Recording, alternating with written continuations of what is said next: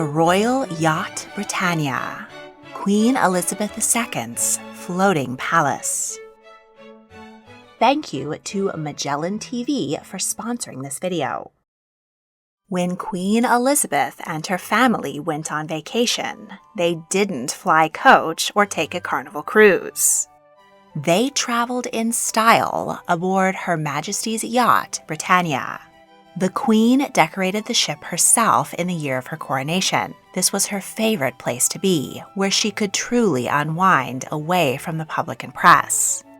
I recently had the opportunity to tour this historic yacht in Edinburgh, Scotland, and to talk to the Yotties who served the royal family while they traveled the world. Let's explore this floating time capsule, learn how it functioned, find out where the royals visited, what they ate, how they slept and relaxed. I'll dish on the 4 honeymoons which took place aboard, and will be treated to an intimate glimpse of the British royal family at their most relaxed, while on vacation. Royals have always required luxurious vessels. Since Charles II's ascension in 1660, there have been 83 official royal yachts. They were often named for members of the royal family. Charles II christened one of his the HMY Phubs, his nickname for his curvy mistress, Louise. Queen Victoria sailed in 3 yachts named HMY Victoria and Albert. But by 1936, the third had reached 35 years of service and was seriously out of date. The new king, Edward VIII, wanted a ship with modern steam turbine technology, which could convey him across the world in record time and encapsulate the empire's majesty.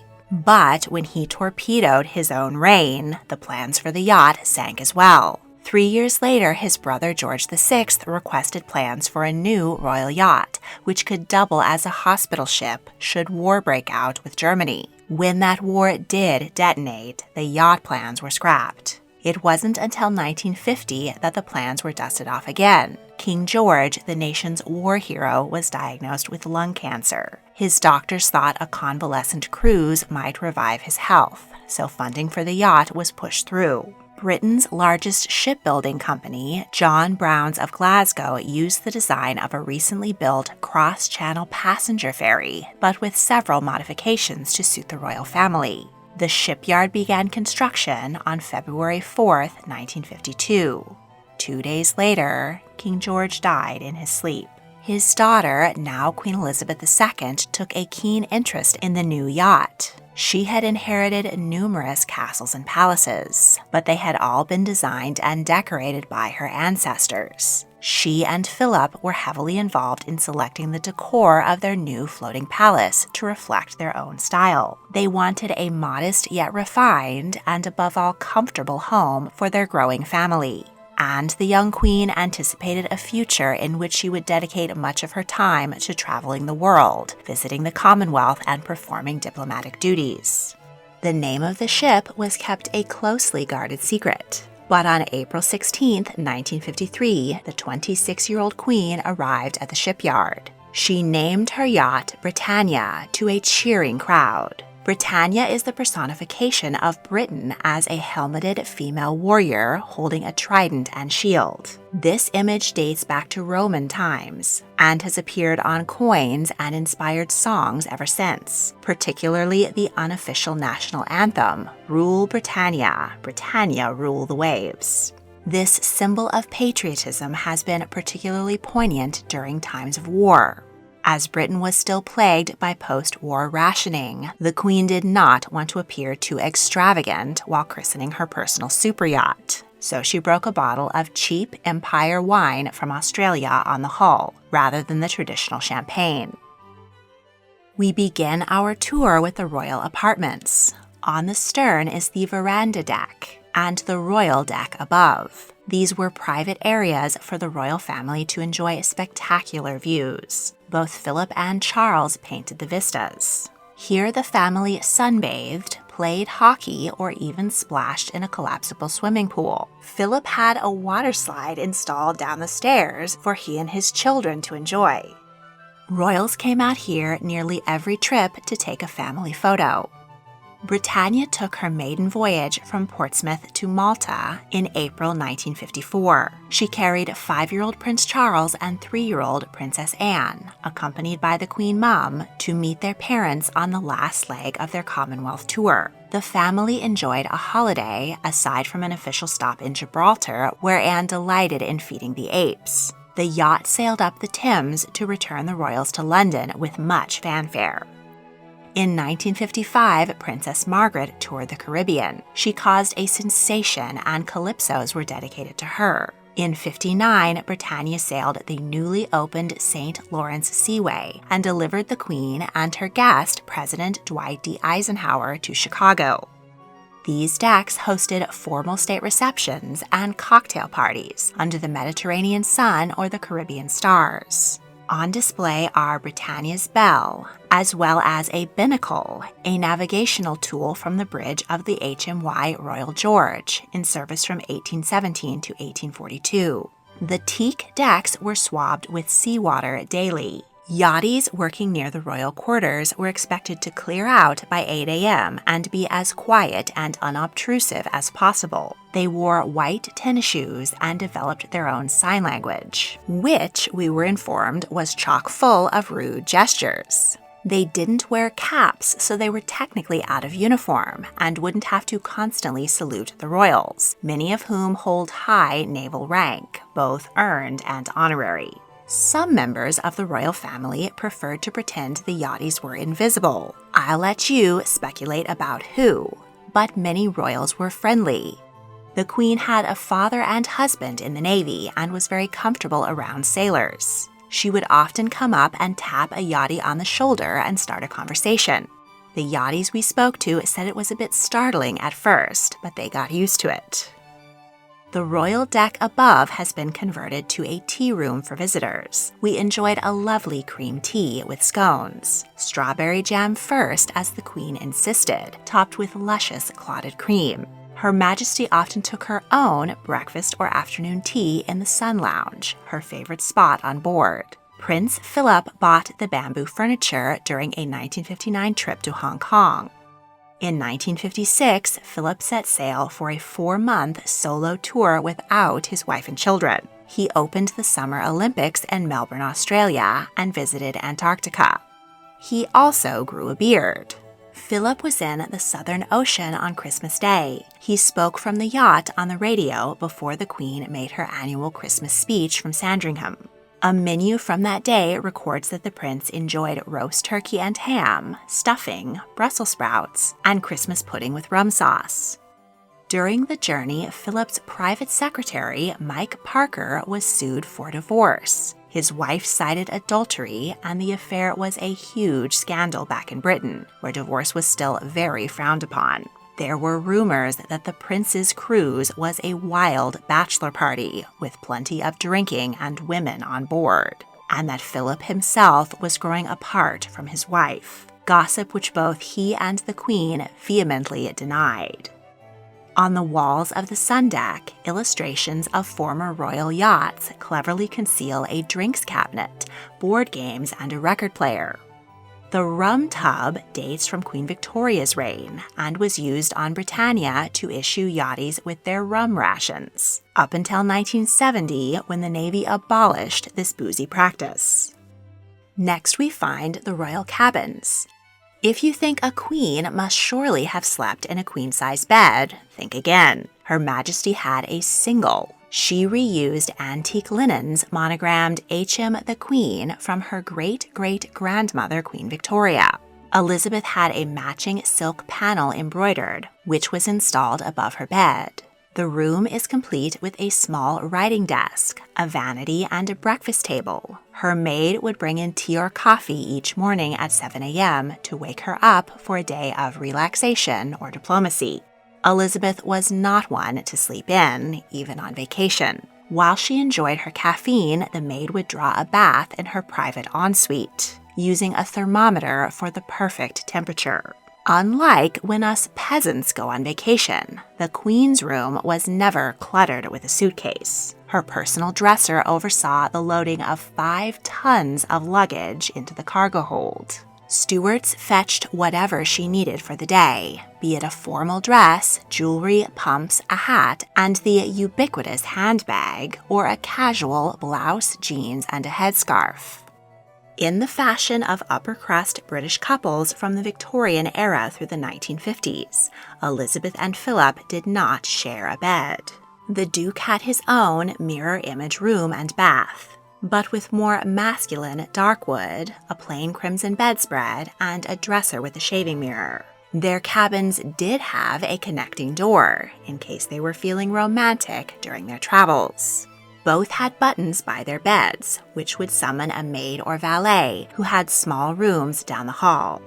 On the opposite side is another set of 2 rooms. When Charles, Anne, Andrew, and Edward were young, these were nurseries. Later, one room was converted into a honeymoon suite. 4 royal honeymoons have taken place on Britannia. The first was Princess Margaret and Anthony Armstrong Jones in 1960. The couple enjoyed a 6-week Caribbean cruise. As a wedding gift, a former boyfriend gave the princess a plot of land on his private island, Majesty. Princess Anne and her new husband, Mark Phillips, sailed the Atlantic and Pacific in 1973. The newlyweds got terribly seasick. Also, dousing cold water on the romance was the fact that they were sleeping in her parents' separate bedrooms. When Prince Charles set sail with his bride, Princess Diana, in 1981, he requested a double bed, the first and only one on board. But their 14-day Mediterranean cruise was icy. The couple had a 13-year age gap and very little in common. Charles was more interested in reading and painting than in spending time with his bride. He brought a stack of books, hoping that they could discuss them over dinner, but Diana preferred magazines. One evening, she noticed him wearing cufflinks engraved with intertwining C's for Charles and Camilla. In anger, she destroyed his watercolor supplies. The newlyweds had numerous arguments, and Diana spent hours crying alone in the honeymoon suite. The final honeymoon on Britannia was taken by Prince Andrew and Sarah Ferguson. They spent 5 days in the Azores in 1986. Despite the Yotties nicknaming Britannia the Love Boat, all 4 of the aforementioned royal marriages ended in divorce. In fact, Princess Anne met Timothy Lawrence, the man she would have an affair with and eventually marry, while he was serving as a commander on Britannia.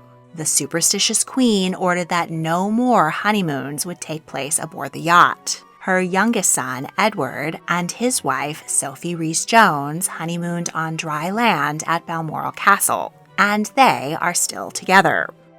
There are 16 additional suites downstairs, plus a VIP suite which was used by President Bill and First Lady Hillary Clinton in 1994. These rooms are not on the tour and currently house the offices of the Royal Yacht Britannia Trust. Down the lift, or an elegant flight of stairs, we find the anteroom. Here, family and guests gathered for drinks before lunch or dinner, served by stewards from the well-stocked bar. The Queen was partial to a gin and debonnaire at 6 o'clock. All the royal rooms were decorated with fresh flowers, provided by the host country or Windsor Castle. Next, the state dining room, the largest room aboard. The table can set 56 guests and took 3 hours to set with a ruler for perfect precision. 968 state banquets have been served here. The menus were embossed with the Queen's gold cipher and printed in French. Guests were free to take them as souvenirs, and several can be viewed online. Here is one from a state dinner in Portugal on July 28, 1986. Guests enjoyed sole in lemon and white wine sauce, beef fillets in a rich brown demi-glaze, cauliflower in hollandaise sauce, green beans, and potatoes roasted in butter. A nondescript but surely elegant salad was followed by pineapple ice cream. Her Majesty always sat in the middle of the table and insisted that the floral arrangements be low so the 5'4" Queen could easily see her guests. On the Britannia, she sat across from the likes of Winston Churchill, Rajiv Gandhi, Nelson Mandela, Margaret Thatcher, Ronald Reagan, and Boris Yeltsin. If the Queen's dinner companions were dull, she could press a secret button under the table to alert the steward to clear the course. When the Queen stopped eating, everyone stopped eating, even if you were in the middle of your délice de sol Veronique. Not all evenings required diamonds and dress uniforms. When it was just the family, the room doubled as a cinema. The Queen particularly enjoyed James Bond films. Her favorite Bond was Sean Connery. The carpet could be rolled up to reveal a parquet dance floor, laid especially for Princess Anne's 21st birthday party in 1971. On Sunday mornings, church service was performed here. The display cases along the walls boast souvenirs from the yacht's travels around the world. In 1972, the family sailed to Montreal, Canada, where Princess Anne was competing in equestrian events at the Olympic Games. In 1977, the Queen went on an extensive tour of the Commonwealth to commemorate her Silver Jubilee. If you want to sail into even more royal family history, then check out the documentary Elizabeth and Margaret, A Tale of Two Sisters. Learn how these very different siblings navigated love, life, and their royal duties, but always remained the closest of friends. You can watch this and so many other educational and entertaining documentaries on Magellan TV. This platform is dedicated to delivering the finest documentaries from around the world. They have an incredible collection highlighting whatever you're interested in, including scientific discoveries, nature, art, culture, crime, and beyond. And I love their collection of history documentaries. Click the link in the description to get a 30-day free trial to watch Elizabeth and Margaret, A Tale of Two Sisters, and the rest of Magellan TV's extensive collection of over 4,000 documentaries.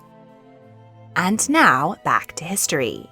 After dining, guests retired to the drawing room. Elizabeth rejected the first design for being too stuffy. She requested the comfort of a country house, light, airy, and restrained. The chintz couches reflect the style of the 1950s, arranged around card tables where the family played whist, bridge, or board games. The Queen also wanted a wood-burning fireplace, but when she was informed that, according to Royal Navy regulations, a sailor would have to stand a few feet away with a bucket at all times, she settled for an electric fire.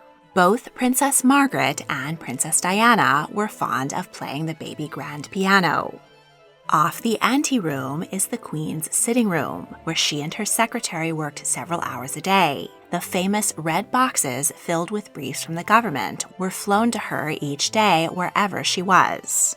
The room is filled with family photos and Elizabeth's personal vacation reads. The Duke's sitting room reflects his background in the Royal Navy. In pride of place is a model of the HMS Magpie, his first naval command during World War II.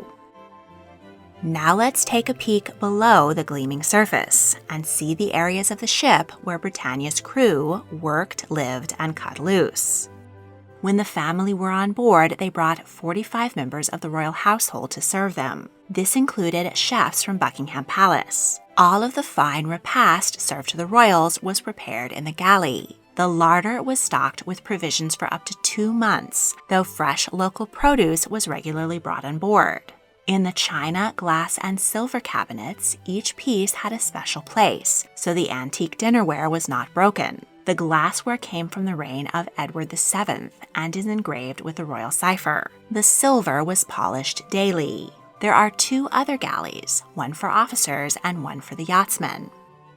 The royal yacht had a complement of 20 officers and 220 yachtsmen, or Yotties. These members of the Royal Navy were hand-picked to meet the very highest standard and considered it an honor to serve the Queen. We were incredibly fortunate to have visited during the week of the Yotties' annual reunion. They were happy to reminisce about their service. One Yachty showed us a picture of his dashing younger self, and we joked that taking your bride on a honeymoon surrounded by 240 strapping young seamen may not have been the smartest move.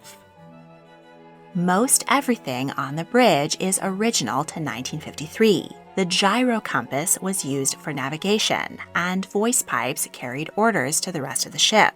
Below is the Royal Bridge, where the Queen enjoyed waving to the crowds on the dock. A curved teak windbreaker was installed to prevent sea breezes from blowing up royal skirts. On the bow, we see the chains of 2 anchors weighing 3 tons each. The flag deck is the highest point on the ship. Flags were hoisted to communicate with nearby vessels. The yacht has 3 masts. They were useless for propulsion, but flew the 3 flags required on a royal yacht: the Royal Standard, the National, and the Admiralty flag. Under each mast were placed coins, payment to the angels for protecting the souls on board. Each is topped with a gold finial, which is actually a decorative radio aerial installed in the 1970s. The single funnel was being whitewashed and was under scaffolding during our visit. On the shelter deck is the Admiral's Suite, the finest non-royal quarters aboard. Britannia's commanding officer, who was an admiral, not a mere captain, enjoyed a day cabin, bedroom, private bath, and a pantry. When the royals were aboard, he donned his dress uniform and dined with them. Otherwise, he ate in his quarters alone, so his men could unwind without the boss. On deck is the garage. In 1953, it was essential for security that the Queen traveled in her own Range Rover or Phantom 5 Rolls-Royce. The vehicles had to be hoisted aboard via pulleys, and the Range Rover only fit if its bumpers were removed. In later years, suitable royal conveyances were available in host countries, and the garage was converted into a beer storage. The windows of the royal apartments were placed up high so crewmen walking by on the decks would not get a glimpse of the Queen in her nightie. Britannia's hull was painted bright blue rather than the traditional black. The Queen also requested a 24-karat gold leaf line around the hull, the same shade as a Dragon-class sailing boat named Blue Bottle Elizabeth and Philip received as a wedding gift. Nearly every August, the royals took Britannia to Cowes Week off the Isle of Wight, where Philip sailed Blue Bottle in the regatta. They continued their holiday up the coast of the UK for a 10-day tour of the Western Isles of Scotland. They frequently took the activity boat ashore for picnics. Philip designed a portable barbecue, which he used to grill steaks or salmon caught by his children, served alongside wild strawberries picked by his wife and Margaret. The Western Isles tour was concluded near Balmoral, where the family spent the rest of their summer holiday. The royal barge was used to bring the family ashore when the yacht was unable to dock. It was escorted by 2 identical motorboats called jolly boats. These small vessels were crucial to a rescue mission undertaken by the Britannia in 1986. When civil war broke out in Yemen, the yacht, Sans Royals, sailed to the rescue. The ship's beach officer offered Mars bars and biscuits to rebels to bargain the safe release of 1,082 refugees. Exhausted but glad to be alive, they slept on the floors of the state dining room and drawing room. 3 refugees were found sleeping in the Queen's bed, and officers decided they just wouldn't tell Her Majesty. When the Queen was on board, a Royal Navy warship followed close behind. When docked in a foreign port, marine divers swept the sea floor for bombs daily. In 1962, following the Cuban Missile Crisis, Operation Candid was put into place to evacuate the royal family and other members of the government aboard Britannia in the event of nuclear war. On the gold level is the Officers' Club, where high-ranking men would relax, drink, watch TV, enjoy pub quizzes, and play wombat tennis. A stuffed wombat, donated by a lady-in-waiting during a trip to Australia, was thrown into the ceiling fan. Then the officers would go wild, batting it across the room, while portraits of the young Queen and Prince looked on. The real royals occasionally attended drinks parties with the officers, but they were always announced so the men could take the wombat out of the fan first. In the officers' wardroom, informal breakfasts and lunches and formal dinners were served. Dress uniform was required, and officers took turns toasting the Queen. The cabinets are filled with historic mementos, including a framed gold button from Admiral Horatio Nelson's coat. On the gray level is the Petty Officers' Bar. An invitation for a drink here was highly coveted by the royal staff. When not on duty or drinking, the crew slept in bunks stacked 3 high. These were luxurious after the hammocks they slept in until 1970. The junior crew cut loose in the unwinding room. Royals occasionally even came down here, but were always announced. However, once, Princess Diana, presumably mid-fight with Charles, arrived in the unwinding room and surprised the crew. They greeted her and poured her a drink. The princess remained for several hours, brushing off awkward suggestions that she return to her cabin. Finally, Prince Charles was called to persuade his wife to leave.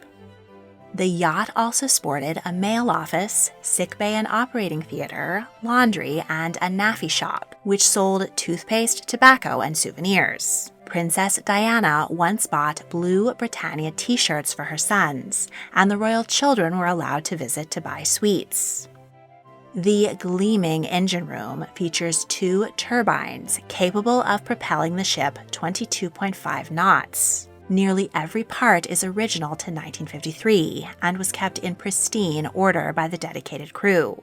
Reportedly, when President Ronald Reagan toured, he asked, "Okay, where's the real engine room?" But it was Britannia's increasing antiquity which spelled her downfall.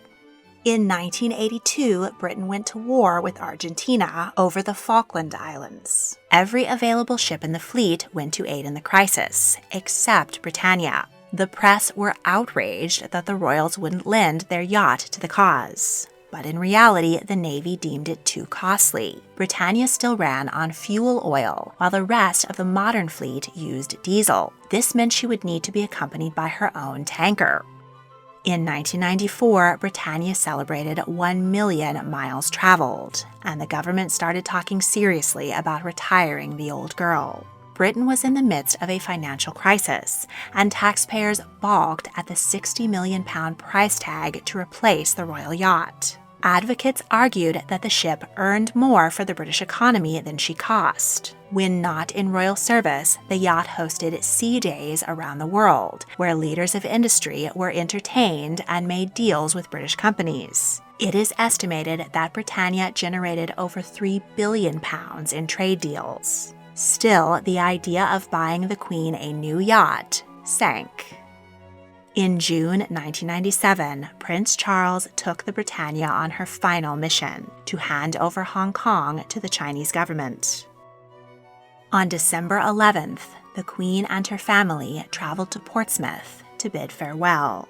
Elizabeth took a final tour of her beloved home, on which she had traveled to 600 ports in 135 countries, and made many happy memories. She stepped off the ship at 3:01, and all the clocks on board were stopped and still display that time. The decommissioning ceremony was possibly the only time Queen Elizabeth cried in public. After circling the globe every year of her 43-year career, the HMY Britannia was permanently berthed in Edinburgh, where she is preserved as a museum.